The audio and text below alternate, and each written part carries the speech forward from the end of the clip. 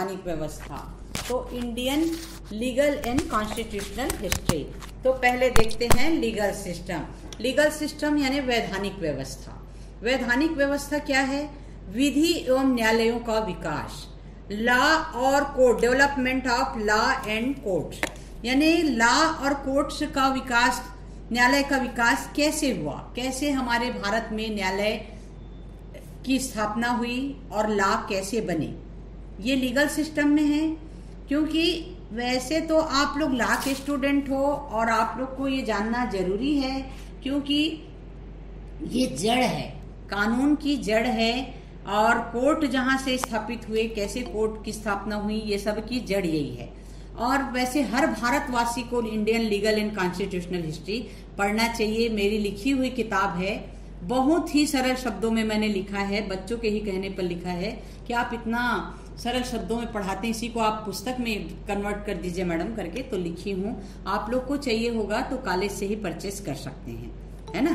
तो legal system में विधि एवं न्यायालयों का विकास, development of law and courts पढ़ेंगे। कॉन्स्टिट्यूशनल में संवैधानिक, संवैधानिक मतलब सरकार की संरचना एवं उसका विकास। Constitution and development of government, government का डेवलपमेंट कैसे हुआ। आज जो न्याय व्यवस्था हमारे सामने है, वो न्याय व्यवस्था कैसे आई हमारे देश में, और हम उसके वर्तमान न्याय व्यवस्था से कैसे, प्रेजेंट जुडिशियल सिस्टम से हम कैसे ये कर पा रहे हैं, उसके बारे में अपन हिस्ट्री पढ़ेंगे। तो वैधानिक व्यवस्था में विधि के सिद्धांत और दूसरा न्याय व्यवस्था।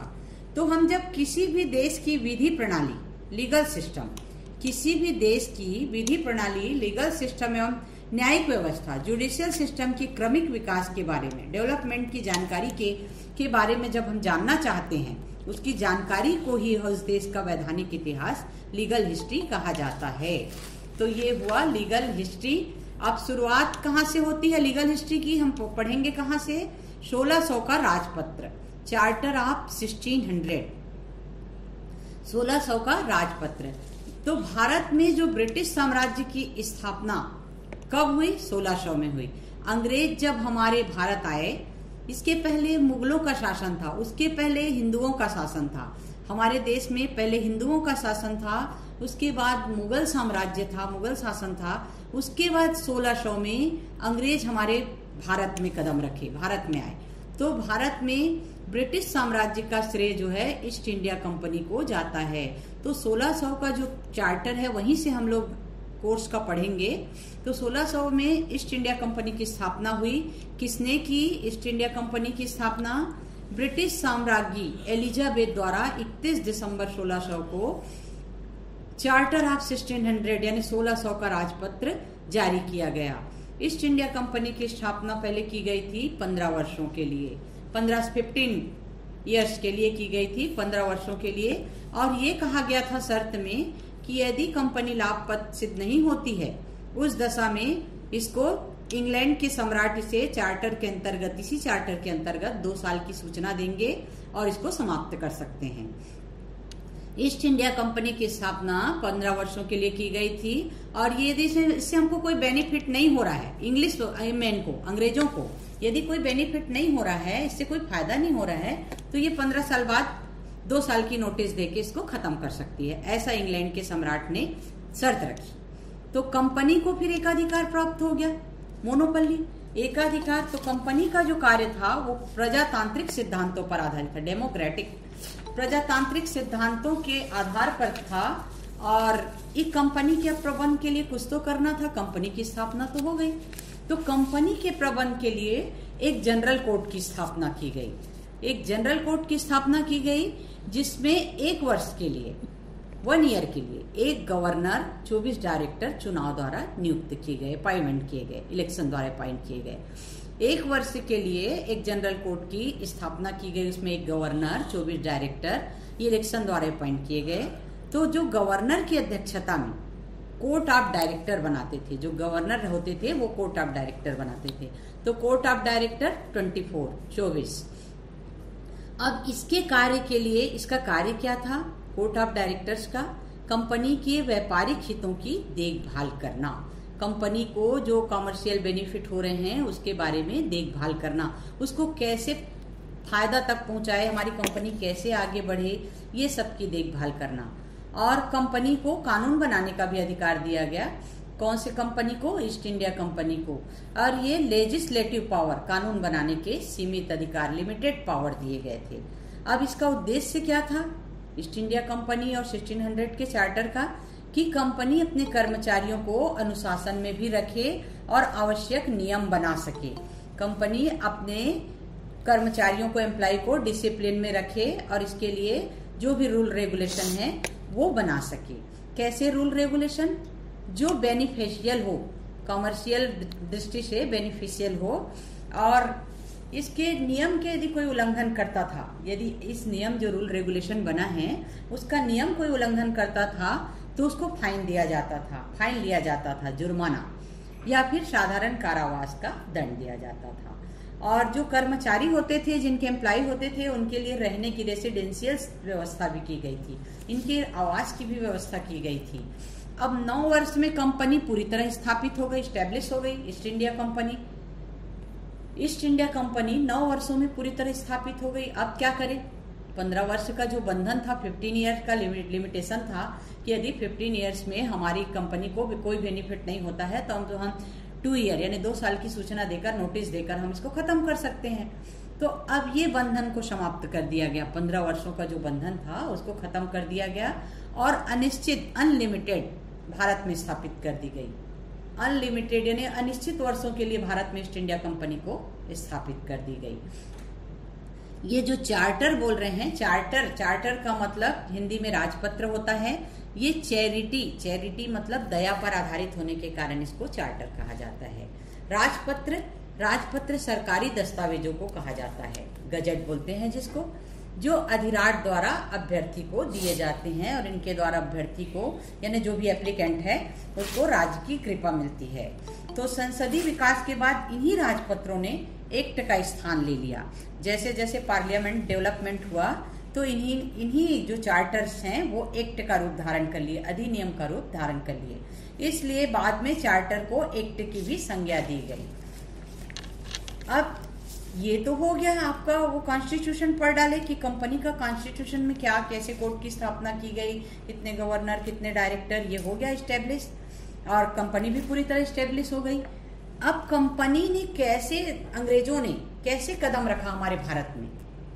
तो सबसे पहले सूरत फैक्ट्री की स्थापना की इन्होंने। ईस्ट इंडिया कंपनी का जो राजपत्र है, जो ईस्ट इंडिया कंपनी का जो 1600 का जो राजपत्र अपन ने 60 में देखा, वो भारत के पदार्पण के बाद, जैसे इंग्लिश मैन जो अंग्रेज हैं वो हमारे भारत में आए तो ईस्ट इंडिया कंपनी की स्थापना की।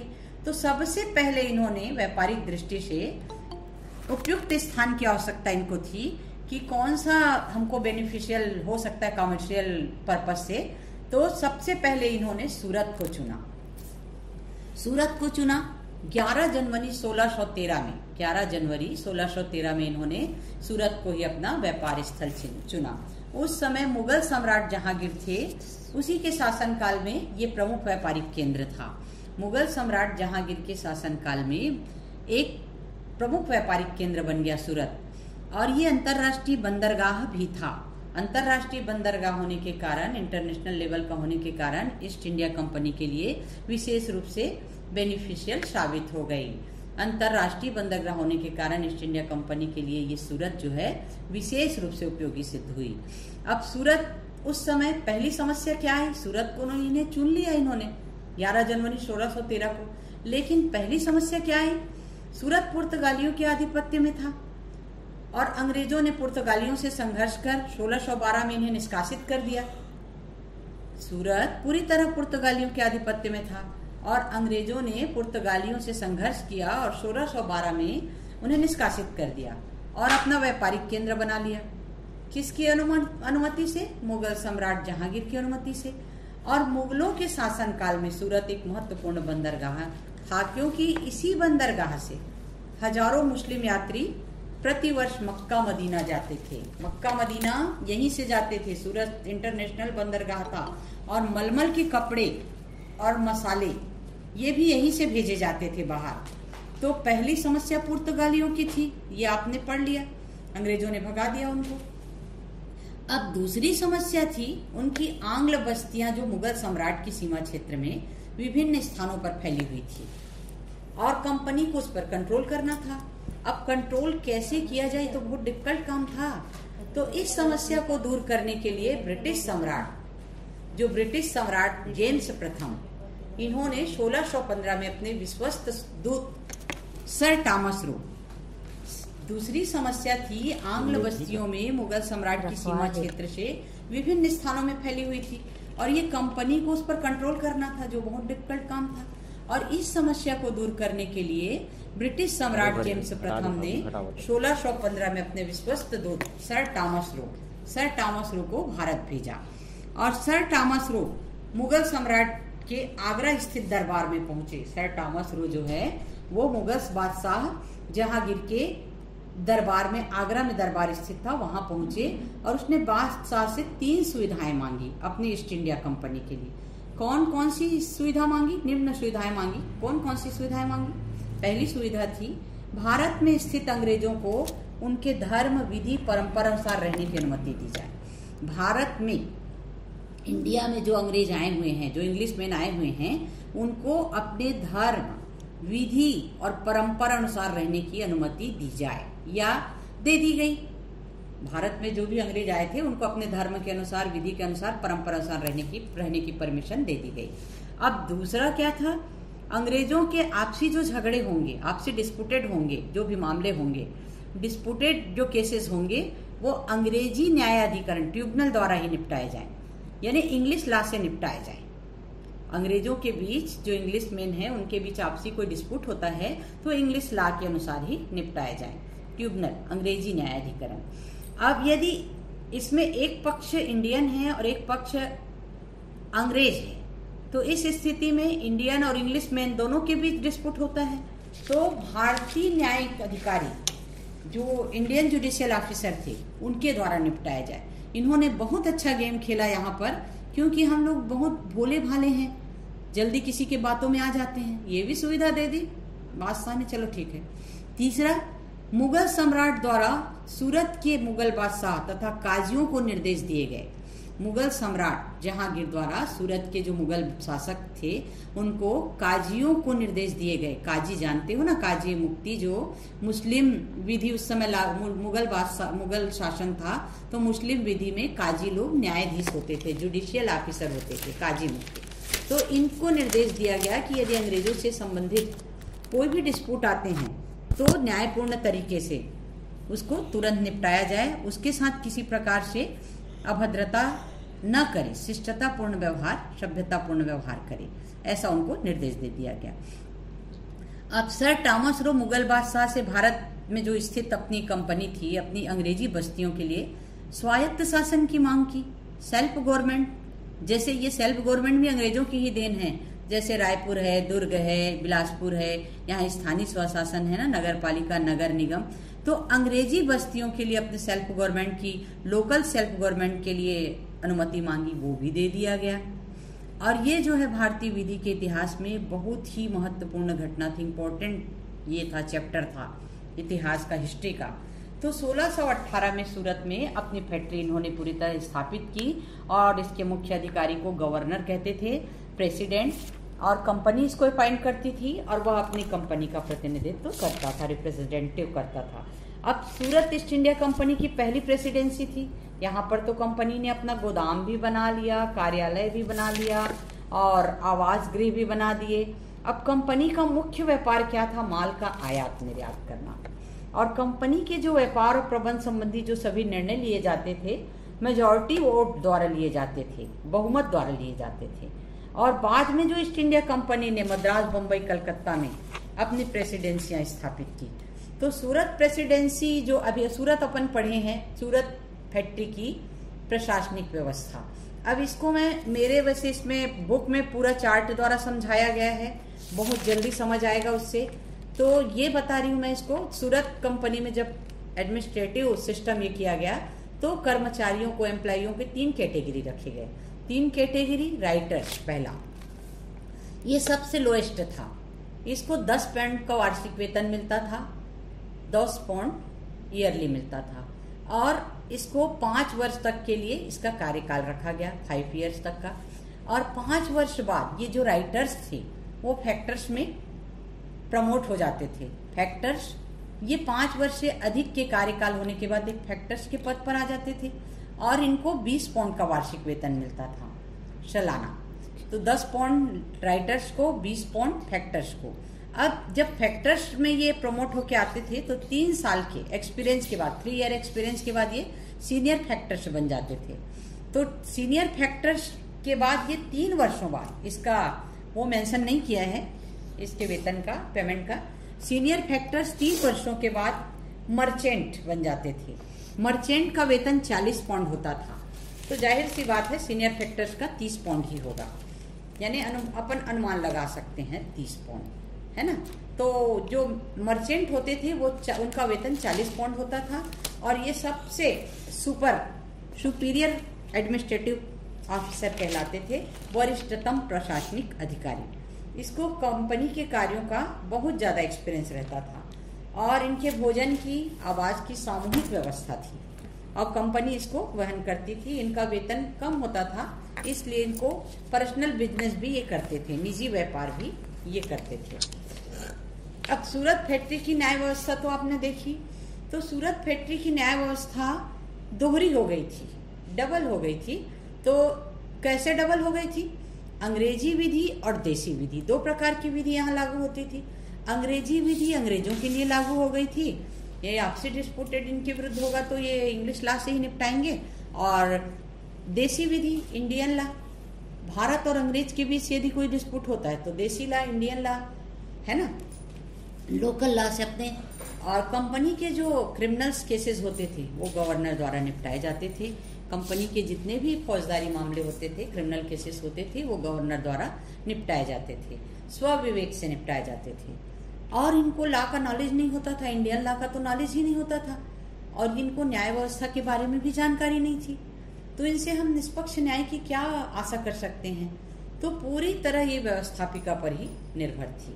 तो स्थानीय न्यायालयों में जो आपराधिक वाद आते थे, क्रिमिनल केसेस आते थे लोकल कोर्ट्स में, तो वो मुस्लिम विधि से ही निपटाए जाते थे, मुस्लिम लॉ से ही निपटाए जाते थे। मोमर्डन लॉ जो है उस समय कठोर और बर्बरतापूर्ण थी, बहुत ज्यादा क्रूर थी। और इसको आगे पढ़ेंगे अपन। भ्रष्ट न्याय अधिकारी, तो ये निष्पक्ष न्याय नहीं दे पाते थे। जब न्याय अधिकारी को लॉ का नॉलेज नहीं है, ये इंग्लिश लॉ ही जानते हैं और इंग्लिश की जुडिशियल सिस्टम के बारे में जानते हैं, तो Indian law, Indian judicial system के बारे में कुछ नहीं जानते, तो ये हमारे साथ कैसे फेयर जस्टिस कर सकते हैं? तो इस तरह से ये अधिकारी भ्रष्ट होते थे और ये फेयर जस्टिस नहीं कर पाते थे। तो भारत और ब्रिटेन, इनके बीच जो व्यापार होता था ये समुद्री मार्गों से होता था, समुद्री मार्गों से होता था। तो जहाजों पर जो समुद्री अपराध, सी क्राइम, ये बढ़ने लगे थे। भारत से जो भी माल आयात निर्यात होता था ब्रिटेन से भारत, तो ये समुद्री मार्गों से होता था। तो इसी कारण समुद्री अपराध, सी क्राइम बढ़ने लगे थे। तो कंपनी की जो प्रशासनिक अधिकारी जो है, जो नियुक्त किए जाते थे, वो गवर्नर को सलाह देते थे कि आप इस तरह से इनको हैंडल करिए। समुद्री क्राइम बहुत ज्यादा बढ़ गया था। तो ये हो गया सूरत की न्याय व्यवस्था। और सूरत की जो न्याय व्यवस्था है वो दोहरी हो गई थी और जो समुद्री मार्गों से जहाजों द्वारा व्यापार होता था, ये सबसे बड़ी दिक्कत आती थी। तो सी क्राइम बढ़ने लगे, इससे समुद्री अपराध बढ़ने लगे और जहाजों पर उपद्रव भी बढ़ने लगा। तो इसी में 1612 से 1687, 1612 से 1687 तक अंग्रेजों का ये व्यापारिक केंद्र रहा, क्या, सूरत। इस बीच 2-3 ऐसे केस हुए। नर्तकी का वाद हुआ, गवर्नर की सभा में इसको नृत्य करने के लिए कहा गया, ये भी मामला बहुत ज्यादा गहरा गया।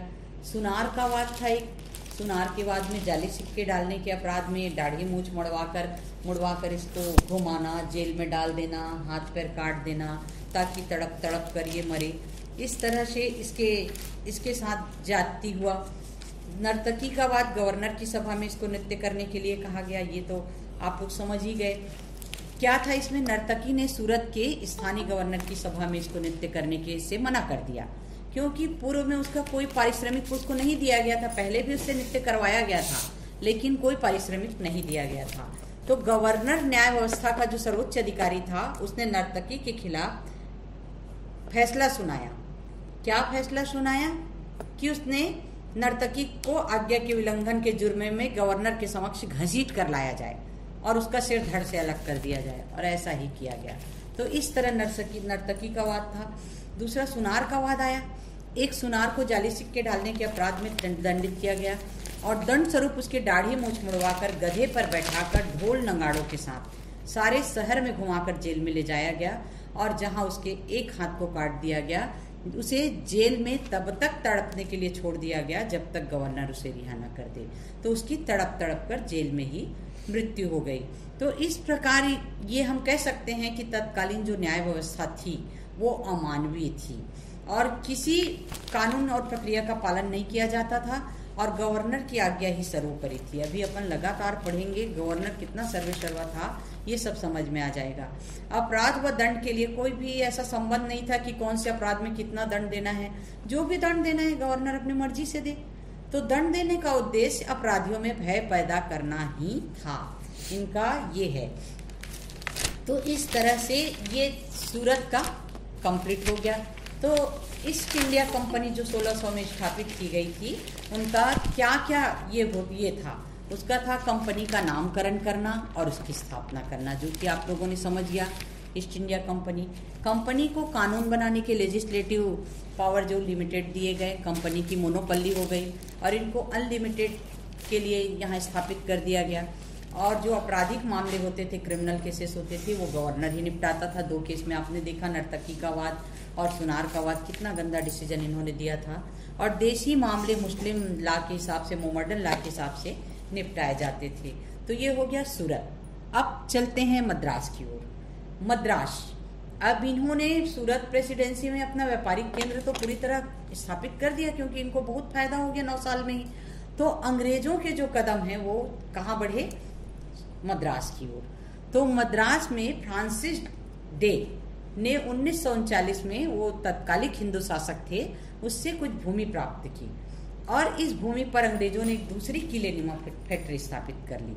कौन सी फैक्ट्री स्थापित कर ली? इसमें यह था कि राजा ने कंपनी समुद्र के तट पर मुसलीपट्टनम नाम का एक छोटा सा भूमि का टुकड़ा इनको दिया। क्यों दिया? फैक्ट्री के निर्माण के लिए। फिर यहाँ पर हमको इमोशनल ब्लैकमेल किया गया।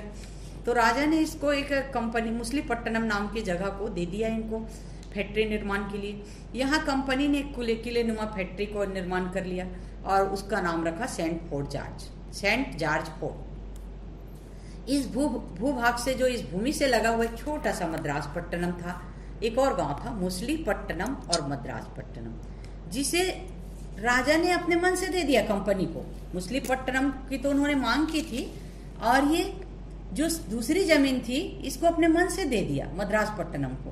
तो इसलिए मुसलीपट्टनम और मद्रास पट्टनम दोनों मिलके मद्रास बन गया। तो इस स्थल को कंपनी ने अपना व्यापार स्थल चालू कर दिया, बिजनेस चालू कर दिया यहाँ पर। तो इस फोर्ट के अंदर जो रहते थे उनको अंग्रेज रहते थे। फोर्ट मतलब किले के अंदर जो रहते थे अंग्रेज रहते थे और हम लोग किले के बाहर रहते थे। किले के बाहर हम लोग आके बस गए अंग्रेज भारतीय लोग। तो भारतीयों की बस्ती को ब्लैक नगर कहा जाने लगा, ब्लैक टाउन। जहां हम रहते थे उनको ब्लैक टाउन कहा गया, जहां इंडियन रहते थे उनको ब्लैक टाउन कहा गया और जहां अंग्रेज रहते थे उन्हें व्हाइट टाउन कहा गया, श्वेत नगर कहा गया। तो इस प्रकार से हमारे साथ यहाँ पर भेदभाव किया, हमारी ही जगह में रह के हमको ब्लैक का दर्जा दिया गया। तो इन्हीं नगरों को मिलाकर वर्तमान में जो हम मद्रास बोलते हैं ना, वो मुसलीपट्टनम और मद्रास पट्टनम दोनों था। एक जमीन मांगी थी राजा से अंग्रेजों ने, हमने दूसरी जमीन अपने मन से दे दी। तो मद्रास की जो न्याय व्यवस्था थी अब उसको 3 चरण में बांटा गया। कैसे? ये 1639 से 1665 तक। पहला न्याय व्यवस्था को तो 2 भागों में बांट दिए, श्वेत नगर और काले नगर, ब्लैक टाउन और व्हाइट टाउन। तो श्वेत नगर में किलेनुमा फैक्ट्री के अंदर जो निवास करता था अंग्रेज और यूरोपियन थे और श्वेत नगर के निवासी कहलाए लोग। और श्वेत नगर का जो न्याय प्रशासन था वो अंग्रेज एजेंट और उनकी परिषद संभालते थे। इसके बाद श्वेत नगर में इंग्लैंड के कानून को ही लागू किया जाता था और एजेंट और उसका जो परिषद होता था, काउंसिल होती थी, वो सिविल और क्रिमिनल दोनों प्रकार के केसेस डिसाइड करती थी। लेकिन जो इनकी जो इनके जो लेजिस्लेटिव पावर थे वो बहुत कम थे, जुडिशियल पावर थे वो बहुत कम थे, और इनके द्वारा जो छोटे छोटे स्मॉल केसेस ही निपटाए जाते थे। तो सिविल केसेस में इन्हें विशेष परेशानी का सामना करना नहीं पड़ता था, और क्रिमिनल केसेस में इन्हें लिमिटेड पावर थे। इसलिए यानी जो सीरियस नेचर के केसेस होते थे उसमें इंग्लैंड के कानून के अनुसार डिसीजन दिया जाता था, और इससे न्याय में बहुत विलंब होता था, बहुत लंबा डिले होता था न्याय। तो अपराधों को विभाजन अंग्रेजी कानून के आधार पर, इंग्लिश लॉ के आधार पर ही इनको सजा दी जाती थी, इसके केसेस डिसाइड किए जाते थे। तो इस तरह से एक अभियोग का वर्णन मिलता है जिसमें अंग्रेजों को राजद्रोह के अपराध में कोड़ों से पीटा गया। 2 अंग्रेजों को राजद्रोह के अपराध में कोड़ों से पीटा गया था। अब हो गया काला नगर। ब्लैक टाउन पहले ही समझ गए कि हम लोग मूल भारतीय वहां रहते थे। ये हमारा अपना कोर्ट था जिसे चौल्ट्री कोर्ट कहते थे। ये छोटे छोटे सिविल केसेस और क्रिमिनल केसेस चौल्ट्री कोर्ट द्वारा डिसाइड किए जाते थे, और प्रत्येक चौल्ट्री कोर्ट का जो मुख्य अधिकारी आडिगर बोलते थे, आडिगर कहलाता था, और ये गांव का मुखिया होता था। और आडिगर का जो ये थी की ड्यूटी थी वो अपने क्षेत्र में शांति व्यवस्था बनाए रखे, और ये छोटे छोटे मामूली जो सिविल केसेस हैं उनको निपटाए। तो चौल्ट्री कोर्ट जो है चुंगी वसूली का काम भी करती थी, चुंगी वसूली, टैक्स, तथा जो अभी कहीं पर वो होता है ना, गांव में अपन जाते हैं तो गिरा देते हैं, क्या नाका बोलते हैं, तथा अचल संपत्ति के क्रय विक्रय, जो संपत्ति का क्रय विक्रय होता था उनका लेखा जोखा इन्हीं कोर्ट के द्वारा रखा जाता था। और गंभीर अपराधों के मामलों में इन न्यायालयों को अपराधी को दंडित के लिए शासक से परामर्श लेना रहता था, और ये केसेस के जो सरकमटेंस होते थे उसके ऊपर डिसाइड रहता था कि क्रिमिनल जो है वो किस परिस्थिति में अपराध किया है। तो इस प्रकार से ये सब केसेस परिस्थितियों के हिसाब से अलग अलग प्रक्रिया इससे प्रोसीडिंग अपनाई जाती थी। तो किसी भी गैर अंग्रेज द्वारा सीरियस नेचर के केस में दंडित करने का जो काम था उसके पहले कंपनी का जो एजेंट है हिंदू राजा की अनुमति से प्राप्त कर लेना बहुत जरूरी था। बिना परमिशन के, हिंदू राजा के परमिशन के वो क्रिमिनल केस डिसाइड नहीं करते थे। तो हिंदू राजा ज्यादातर यही आदेश देते थे कि अपराधी को इंग्लिश लॉ के हिसाब से ही दंडित किया जाए, सजा दी जाए। तो इसमें एक तो मामला है भारतीय का मामला, भारतीय इंडियन केसेस है। 1641 में एक इंडियन को अपने साथ रहने के लिए औरत की हत्या के आरोप में अभियोजित किया गया था, अपने साथ रहने वाली औरत के हत्या के आरोप में। तो घर की तलाशी में औरत के कपड़े और जेवर मिले, और तहकीकात के दौरान उसे खोजबीन के दौरान दोषी भी माना गया, और दंडित करने के लिए उस व्यक्ति को राजा के पास भेज दिया गया। तो राजा ने एजेंट को आज्ञा दी कि ऐसे मामले में डिसीजन इंग्लिश लॉ के अनुसार से किया जाए, और उसके पास उसको फांसी की सजा दे दी गई। यानी देखो राजा का भी कैसा ये था। अब दूसरा केस था ब्रिटिश सैनिक की हत्या से संबंधित मामला, ध्यान देना केसेस को। 1642 में 1642 एक पुर्तगाली था और किसी ब्रिटिश सिपाही की हत्या कर दी। तो एजेंट और उसकी काउंसिल ने इसमें डिसीजन न देते हुए हिंदू शासक के पास भेजा, तो उसमें अपराधी को मृत्युदंड दिए जाने का आदेश दिया गया। पुर्तगाली को गोली से उड़ा दिया गया, और इस मामले में एजेंट ने स्वयं निर्णय इसलिए नहीं लिया कि यह मामला विदेशी अपराधी से संबंधित था। अतः अंग्रेजी विधि का प्रयोग करना इस मामले से ही ये था कि इंग्लिश लॉ का प्रयोग करना इस मामले में उचित ही नहीं समझा उन्होंने, लेकिन इंडियन के मामले में फट से फांसी दे दी गई। अब सार्जेंट का मामला, तीसरा मामला 1644 सार्जेंट ब्रेडफोर्ड ने एक भारतीय को अनजाने में मार डाला। इस मामले में एजेंट तथा उसकी काउंसिल जो है वो स्वयं डिसीजन नहीं दी, उसको मद्रास की भारतीय बस्ती यानी ब्लैक टाउन के मुखिया के पास भेज दिया। उन्होंने अपना डिसीजन दिया कि घटना अनजाने में भूलवश की गई थी, इसलिए अपराधी को दोषी नहीं माना जा सकता, और निर्दोष मानकर मुक्त कर दिया गया। तो यानी जब अंग्रेज वही काम करते थे तो उनको अनजाने में और गलतीवश बोला जाता था, भूलवश बोला जाता था, और जो भारतीय करते थे उसको डायरेक्ट फांसी की सजा दी जाती थी। तो इस तरह जो मद्रास की प्रशासनिक व्यवस्था थी, न्यायिक व्यवस्था थी, वो इनरेगुलर थी, और ब्लैक टाउन और व्हाइट टाउन का जो अलग अलग जो जुडिशियल सिस्टम था वो अनुचित था और असंगत था, ये उचित नहीं था। अब सेकेंड में आया दूसरा चरण क्या हुआ 1665 से 1686। इसमें एजेंट एंड काउंसिल व आदिगर साधारण छोटे छोटे मामलों के लिए अधिकृत थे। आदिगर अपन ऊपर भी पढ़े हैं। तो 1666 में मद्रास की जो प्रेसिडेंसी, जो नगर बना, तो यहाँ प्रेसिडेंसी नियुक्त हुआ, एक प्रेसिडेंसी अपॉइंट किया गया और मद्रास की व्यवस्था में सुधार किया गया। क्या सुधार किया गया? चार्टरी न्यायालय जो थे उसके जजेस की संख्या 3 कर दी गई। पहले 1 थी ना, 3 कर दी गई। और ये न्यायालय जो है छोटे छोटे अपराध में इंग्लिश न्याय पद्धति के अनुसार से न्याय देती थी। इस प्रकार भारतीय न्यायालय इंग्लैंड के कानून लागू करने लगे। और दूसरा था गवर्नर और उसकी काउंसिल जो है जुडिशियल, इनको जुडिशियल पावर दिए गए। जुडिशियल पावर में अब ये न्यायालय का काम करने लगी, गवर्नर और उनकी काउंसिल। और तीसरा था कि उन व्यापारियों को दंडित किया जाए, बिजनेसमैन को जो अवैधानिक तरीके से व्यापार करते हैं। तो एडमिलिट्री कोर्ट स्थापित किया गया, कोर्ट ऑफ एडमिलिट्री। तो ये कोर्ट जो है उन विवादों को हल करता था जो समुद्र में उत्पन्न होते थे, सी क्राइम। तो इस काल में गवर्नर और काउंसिल, उनकी जो काउंसिल थी, उनका न्यायालय न तो नियमित था, रेगुलर था, और न ही उचित था। और ये न्याय करने में भी समर्थ नहीं था, ये फेयर न्याय भी नहीं कर पाते थे। क्यों नहीं कर पाते थे? क्योंकि इनको कानून का नॉलेज ही नहीं था।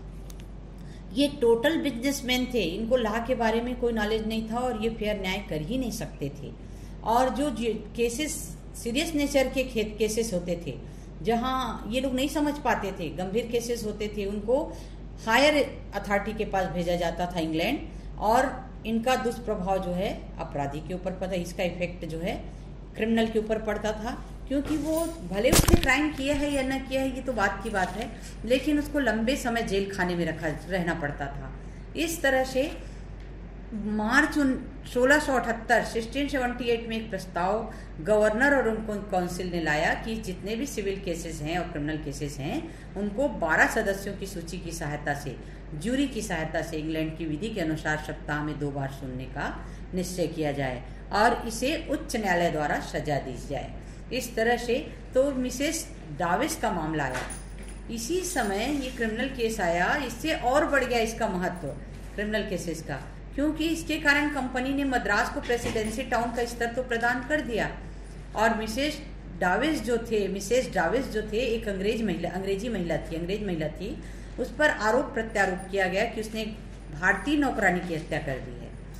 तो जो काउंसिल का एजेंट था, वो इस प्रकार की सीरियस नेचर के केसेस में डिसीजन देने के लिए सक्षम नहीं था, पावरफुल नहीं था। इसलिए यह मामला इंग्लैंड ने कंपनी के पास भेज दिया। तो अंग्रेजी व्यक्ति से संबंधित जो मामला आया 1678 में, यानी क्रिमिनल केसेस के जो सीरियस क्रिमिनल नेचर के केसेस थे, वो गवर्नर और काउंसिल भी कंपनी के अनुमोदन के बिना सजाए देने के लिए हिचक रखती थी। क्योंकि अपराधी को ऐसी कार्यवाही में, कारागार में, परीक्षण में लंबे समय रहना पड़ता था।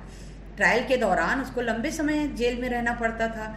तो इस मामले में एक अंग्रेज ने किसी अंग्रेज की हत्या कर दी, तो इसके मामले को, इसके केस को इंग्लैंड भेज दिया गया और उसे 31 महीने तक बिना ट्रायल के ही जेल में रहना पड़ा था। तो ये अंग्रेजी व्यक्ति से संबंधित मामला था। अब पुर्तगाली मामला, एक पुर्तगाली के खिलाफ आरोप लगा कि उसने ब्लैक क्रिश्चियन नौकर की हत्या कर दी है, तो उसे जेल में डाल दिया।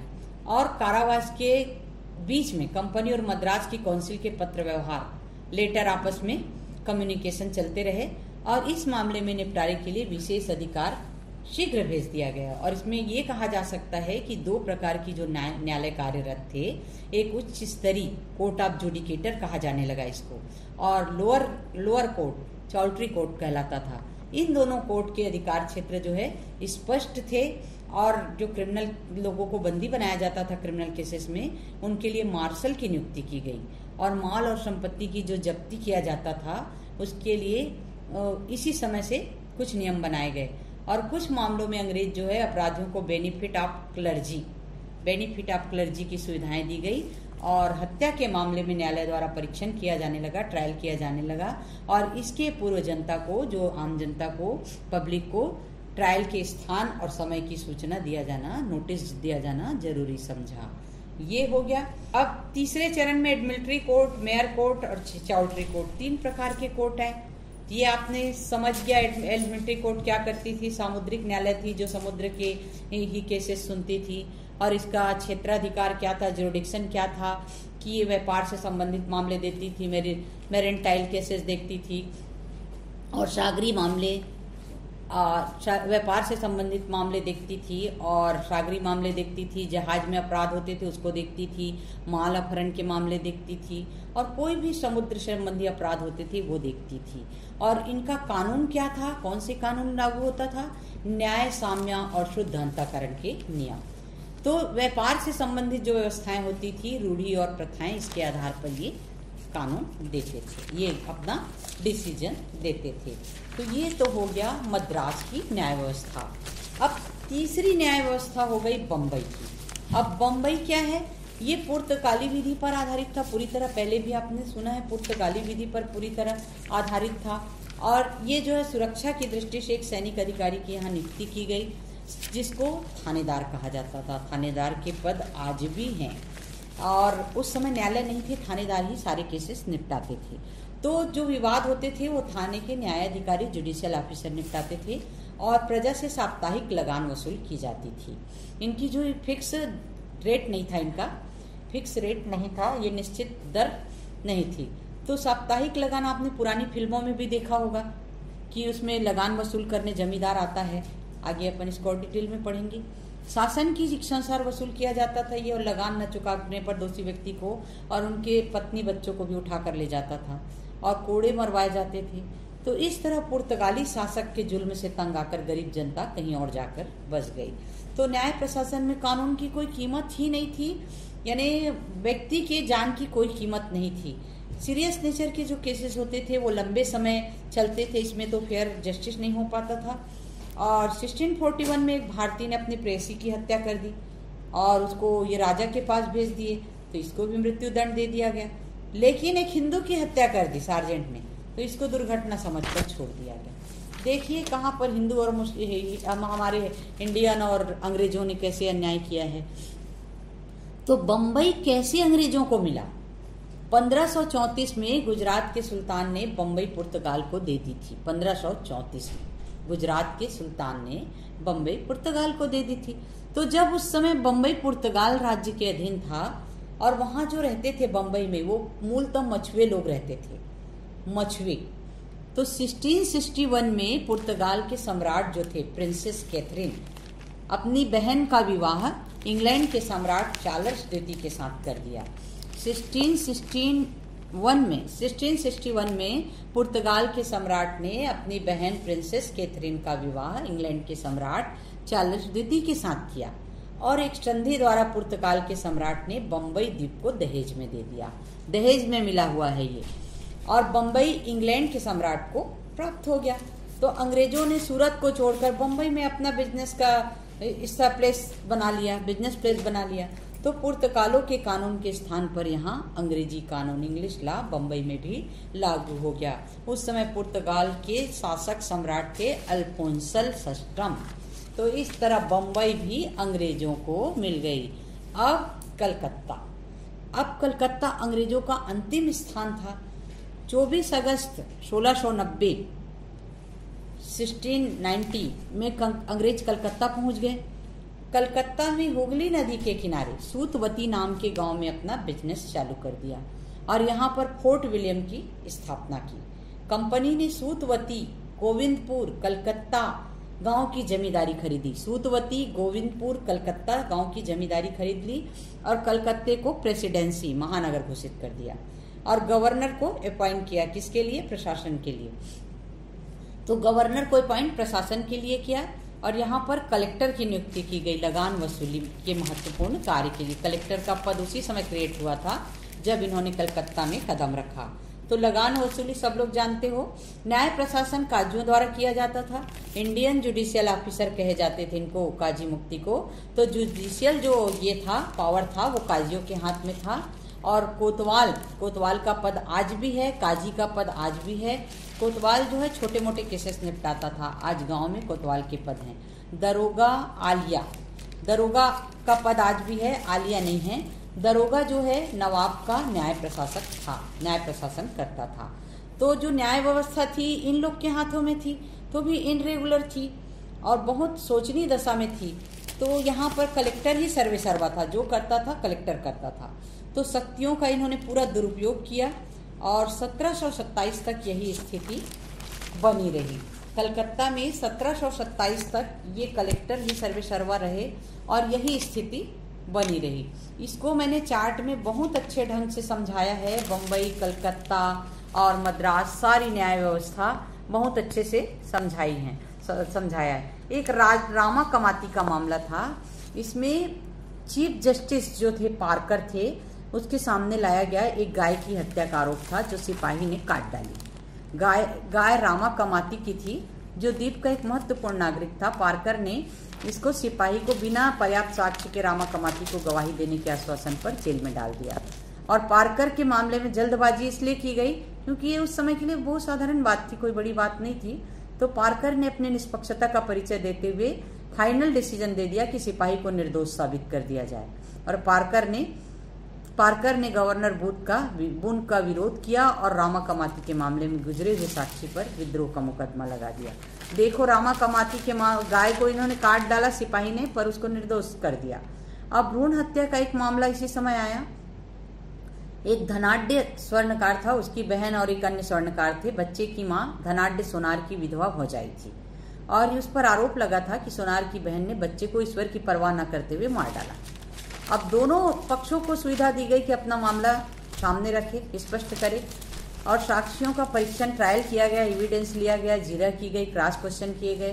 तो अभियुक्तों ने स्वयं को निरपराध बता दिया और मामला गवर्नर इन काउंसिल में था, जिसमें चीफ जस्टिस होप की अदालत में छानबीन की गई और मामले से जो आपराधिक जो केस थे उसकी कार्यप्रणाली स्पष्ट हो जाती है, क्या इन्होंने डिसाइड किया। तो चीफ जस्टिस ने अभियुक्तों को निर्दोष साबित कर दिया और झूठ बोलने के अपराध में व शिकायत करने के अपराध में इसको सजा को घटा दी गई। और गवर्नर इन काउंसिल ने सामूहिक उत्तरदायित्व के अंदर 2000 रुपए उस जाति पर जुर्माना भी लगा दिया जिसने भ्रूण हत्या की थी। अब बताओ कि भ्रूण हत्या के मामले में अदालत के बारे में क्या डिसीजन था।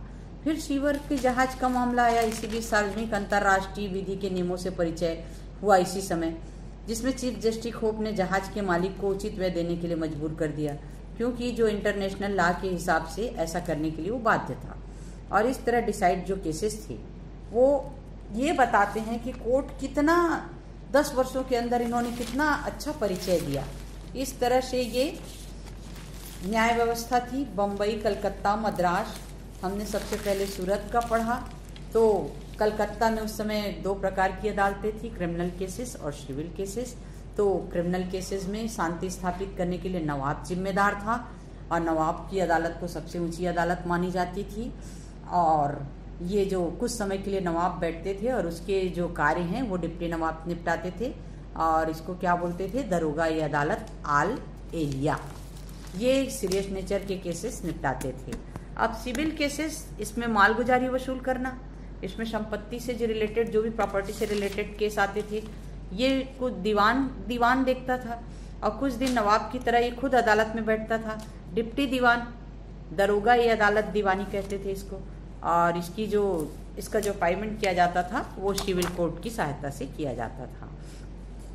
इस तरह से ये आपका जो प्रेसिडेंसी नगरों की न्याय व्यवस्था थी और 1600 का जो चार्टर था वो कंप्लीट हुआ। और उस समय जो मुगल शासक था वो कुरान के कानून को ही लागू करता था। इस तरह से आप लोग को समझ आया।